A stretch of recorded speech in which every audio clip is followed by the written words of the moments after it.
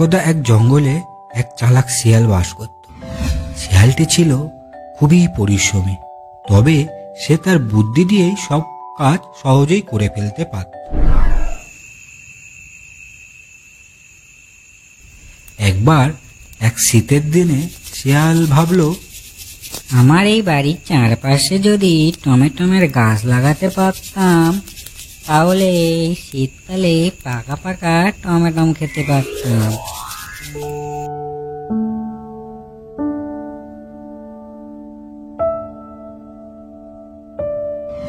শিয়াল তার পরিকল্পনা মতন কাজ শুরু করলো।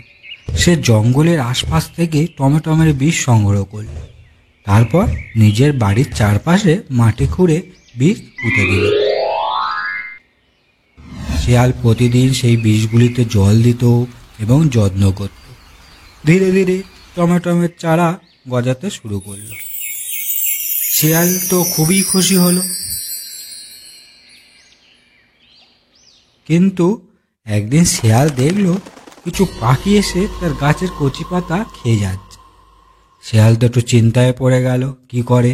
শিয়াল একটু ভেবে বলল, আমি যদি এই পাখিগুলোকে আটকাতে না পারি, তাহলে তো আমার এই গাছগুলোর বড়ই ক্ষতি হবে। কি করি, পাখিগুলোকে ধরার একটা ব্যবস্থা করতে হবে। এই ভেবে সে একটি ফাঁদ পারল। পরের দিন সেই ফাঁদে এক পায়রা আটকা পড়ল। পায়রাটি কাকতি মিনতি করে বলল, শিয়াল ভাই, আমাকে ছেড়ে দাও, আমাকে মেরো না। আমি আর কখনো তোমার গাছের ক্ষতি করব না। পাখিদের সাথে শত্রুতা করে লাভ নেই, বরং তাদের সাহায্য নিয়ে আমার বাগান রক্ষা করাই ভালো হবে। এই ভেবে সে পায়রাকে ছেড়ে দিল। ঠিক আছে, তোকে ছেড়ে দিচ্ছি।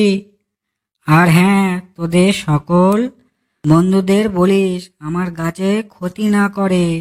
তার বদলে যখন ফল পেকে যাবে তখন তোদেরও ভাগ দেবো, কেমন?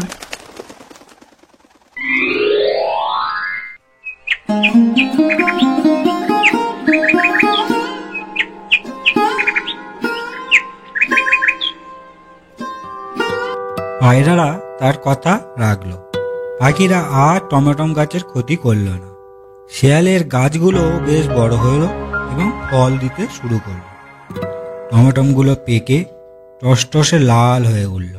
শিয়াল তখন পাখিদের বলল, এখন তোমরা এসে কিছু টমেটম খেতে পারো, আর কিছু টমেটম আমার জন্য রাখলেই হবে।